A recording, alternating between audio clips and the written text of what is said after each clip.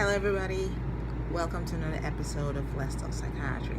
I'm your host, Chima, and I'm here to talk about depression.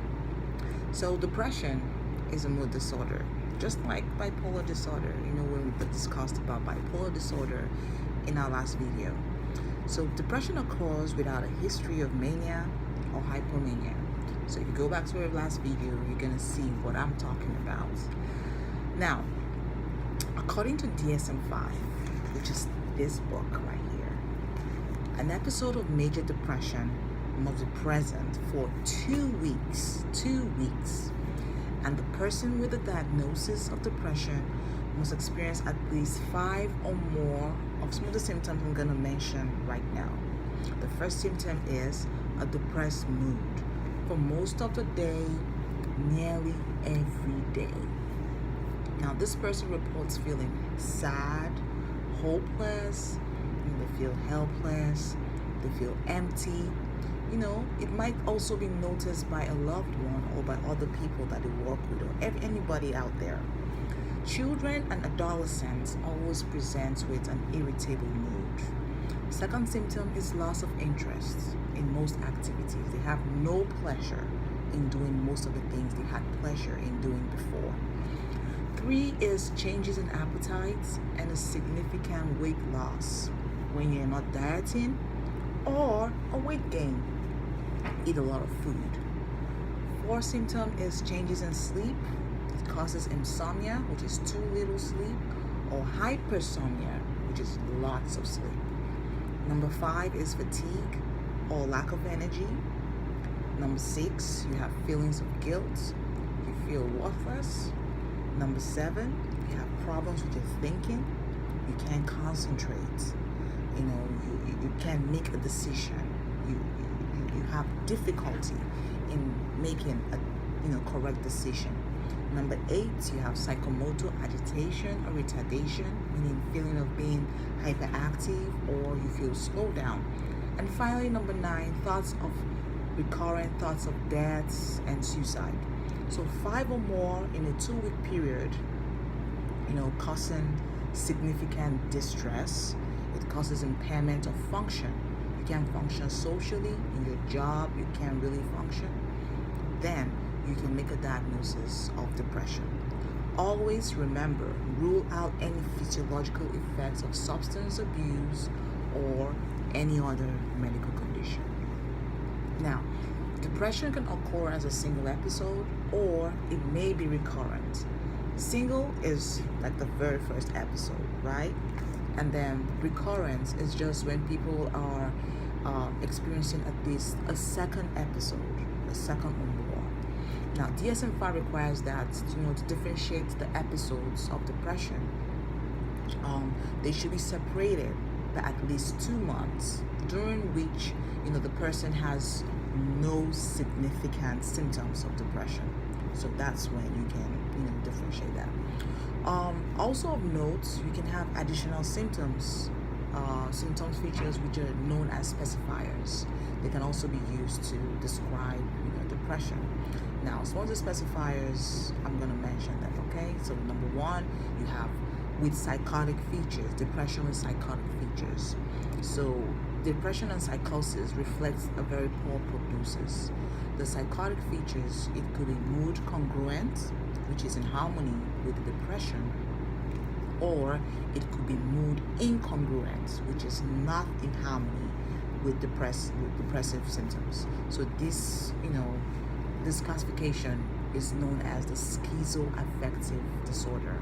So we're going to discuss about schizoaffective disorder in a later video. The second specifier is depression with melancholic features. Now, melancholia is an old term used in Hippocrates.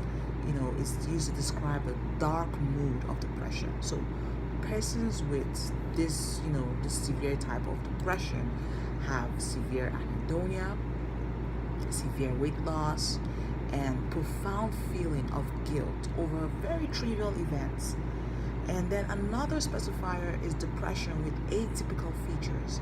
So this includes a person that overeats or oversleeps. So these are younger people with more coexisting diagnoses of panic disorder, substance abuse, and somatization disorder. Another specifier is depression with catatonic features. Now, the hallmark symptoms here are stupor, blunted affect like this,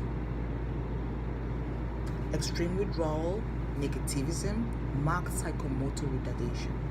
We have depression postpartum onset. It's seen in you can see it in postpartum depression. You have the onset of symptoms within 4 weeks after delivery. You have depression with a seasonal pattern. The persons here experience depressive episodes during a particular season, most commonly during the winter time. This pattern is usually called seasonal affective disorder, SAD. Most patients here respond to light therapy. Now, note that depressive episodes can occur in both major depressive disorder and bipolar 1 disorder. I have to make that clear, okay? So about 2/3 of all depressed patients usually contemplate suicide. We are going to talk about suicide in another separate video and episode, okay? Now, depression in children and adolescents, it can occur.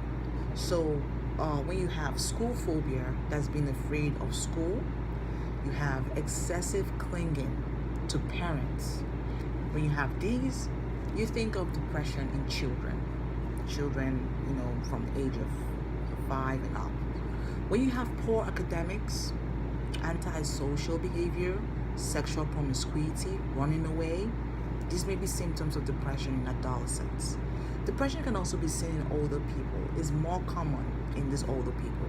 So some studies have shown that depression in older people may be correlated with a loss of spouse, a loved one, or they lose someone, concurrent physical illness like diabetes, high blood pressure, cancer, social isolation. You see many of them in nursing homes. They are depressed.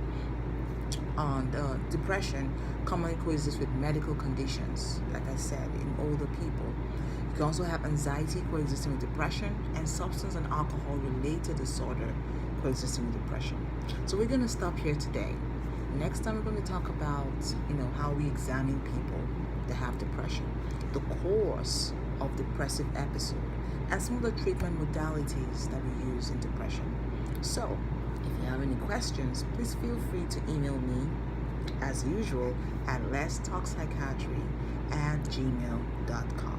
That's letstalkpsychiatry@gmail.com. Send your questions, your concerns, suggestions, anything you want to talk about. So until next time, let's be aware that mental illness is all around us, and we should be aware of that. Remain stigma free. Bye for now.